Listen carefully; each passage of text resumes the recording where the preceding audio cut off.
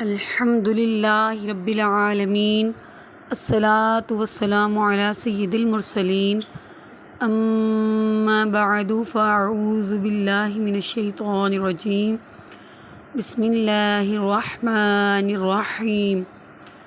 سورہ نور، سبق نمبر 2۔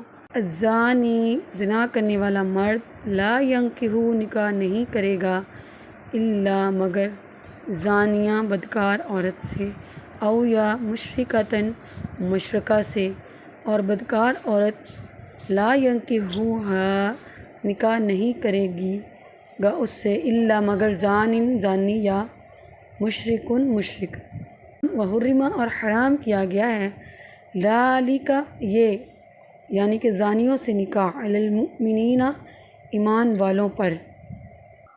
آیت نمبر 3 میں ہے کہ زنا کرنے والے مرد بدکار عورت یا مشرکہ سے ہی نکاح کرے گا۔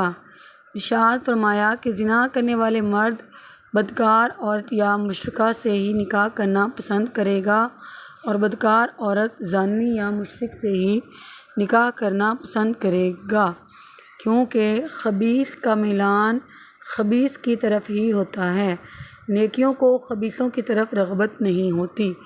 اس آیت کا ایک معنی یہ بھی بیان کیا گیا ہے کہ فاسق و فاجر شخص نیک اور پارسا عورت سے نکاح کرنے کی رغبت نہیں رکھتا، بلکہ وہ اپنی جیسی فاسقہ فاجرہ عورت سے نکاح کرنا پسند کرتا ہے۔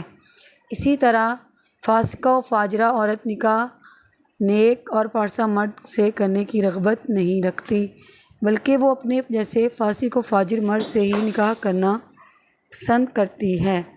شان نزول، اس آیت کا شان نزول یہ ہے کہ مہاجرین میں سے بعض بالکل نادار تھے، نہ ان کے پاس مال تھا، نہ ان کا کوئی عزیز و اقارب تھا، اور بدکار مشرکہ عورتیں دولت مند اور مالدار تھیں۔ یہ دیکھ کر کسی مہاجر کو خیال آیا کہ اگر ان سے نکاح کر لیا جائے تو ان کی دولت کام میں آئے گی۔ سرکار دو عالم صلی اللہ تعالیٰ علیہ وآلہ وسلم سے انہوں نے اس کی اجازت چاہی تو اس پر یہ آیت کریمہ نازل ہوئی اور انہیں اس سے روک دیا گیا۔ وحرم، اور حرام ہے، یعنی بدکاروں سے نکاح کرنا ایمان والوں پر حرام ہے۔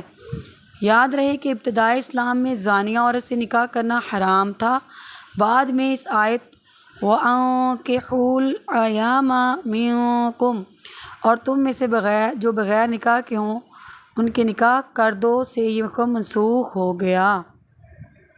بد عقیدہ اور بد کردار لوگوں کا ساتھی بننے اور بنانے سے بچیں۔ اس آیت سے معلوم ہوا کہ بد عقیدہ اور بری عادات و کردار والے لوگوں کا ساتھی بننے اور انہیں اپنا ساتھی بنانے سے بچنا چاہیے، اور درست عقائد رکھنے والے نیک و پارسا لوگوں کا ساتھی بننا اور بنانا چاہیے، کیونکہ ایک طبیعت دوسری طبیعت سے اثر لیتی ہے اور ایک دوسرے سے تعلقات اپنا اثر دکھاتے ہیں، اور بری عادات بہت جلد بندے میں سرایت کر جاتی ہیں۔ حضرت عبداللہ بن مسعود رضی اللہ تعالی عنہ سے روایت ہے، حضور اقدس صلی اللہ تعالیٰ علیہ وآلہ وسلم نے ارشاد فرمایا، بنی اسرائیل میں پہلی خرابی جو آئی وہ یہ تھی کہ ان میں سے ایک آدمی جب دوسرے آدمی سے ملتا تو اسے کہتا، اے شخص، اللہ سے ڈرو اور جو تم برا کام کرتے ہو اسے چھوڑ دو، کیونکہ یہ تیرے لیے جائز نہیں۔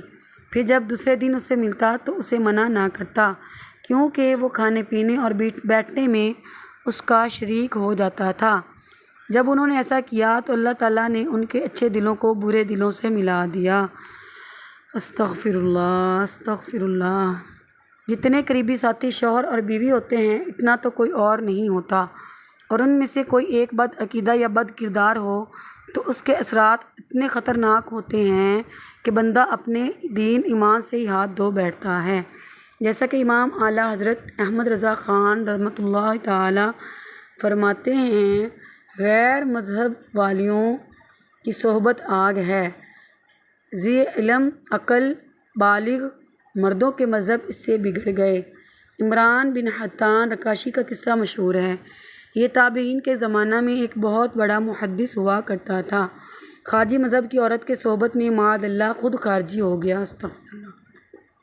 لہٰذا جسے اپنے دین ایمان کی ذرا سے بھی فکر ہے اسے چاہیے کہ وہ بد مذہب مرد یا عورت سے ہرگز شادی نہ کرے، یوں ہی برے کردار والے مرد یا عورت سے شادی کرنے سے بھی بچے، بلکہ درست عقائد، اچھے کردار اور نیک پارسا مرد یا عورت سے شادی کی جائے تاکہ دنیا بھی سنور جائے اور آخرت بھی برباد نہ ہو۔ آگے ہم آتے ہیں آیت نمبر 4 کی طرف۔ والذین، اور جو لوگ یرمون تہمت لگائیں محصناتی پاک دامن عورتوں پر، ثم پھر لم یأتوا باربعۃ شہداء پھر وہ اس پر 4 گواہ نہ لائیں، تو فجلدوہم تو کوڑے ماریں انہیں، 80 جلدۃ 80 کوڑے، ولا تقبلوا اور نہ قبول کرو لہم ان کی، شہادتاً گواہی، ابداً کبھی بھی، وَأُولَئِكَ هُمُ الْفَاسِقُونَ یہی لوگ ہیں فاسق برے۔ آیت نمبر 5۔ إِلَّا الَّذِينَ مگر وہ لوگ جو تابوا توبہ کر لیں، من بعد اس کے بعد، وَأَصْلَحُوا اور درست کر لیں، فَإِنَّ اللَّهَ غَفُورٌ رَحِيمٌ تو بے شک اللہ بخشنے والا مہربان ہے۔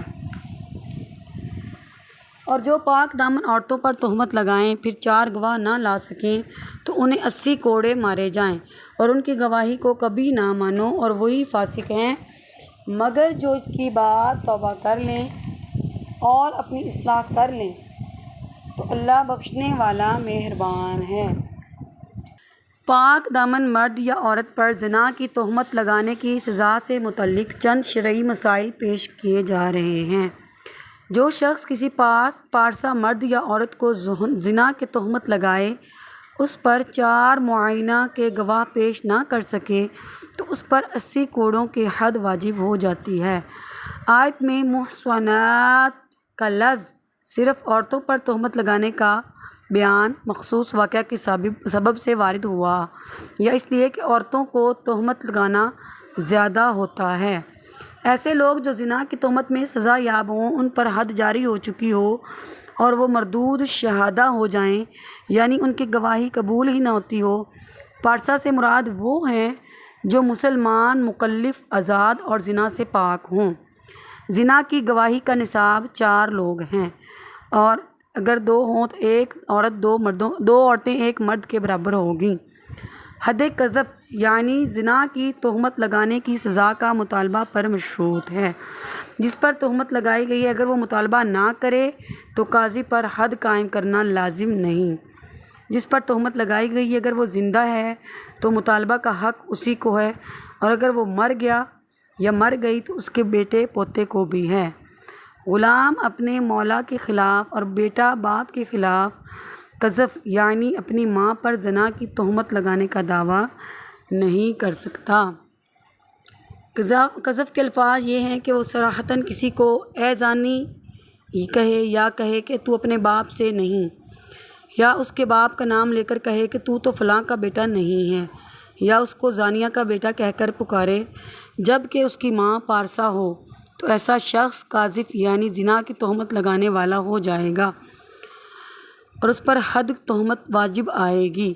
اگر غیر محسن کو زنا کی تہمت لگائے، مثلاً کسی غلام یا کافر کو، یا ایسے شخص کو جس کا کبھی زنا کرنا ثابت ہو، تو اس پر حد قذف قائم نہ ہوگی بلکہ اس پر تعزیر واجب ہوگی، اور یہ تعزیر 3 سے 39 کوڑے تک جتنے شرعی حکم حاکم تجویز کرے اتنے کوڑے لگانا جائز ہے۔